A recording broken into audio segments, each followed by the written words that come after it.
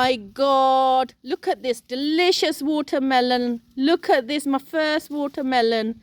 How beautiful is that? And then you have the little baby one next door. Oh my God. Look at this watermelon.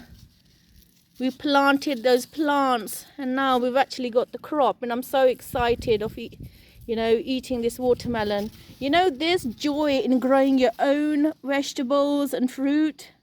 You can't explain the joy that you get from your own produce. So there's my watermelon. Keep an eye on this spot.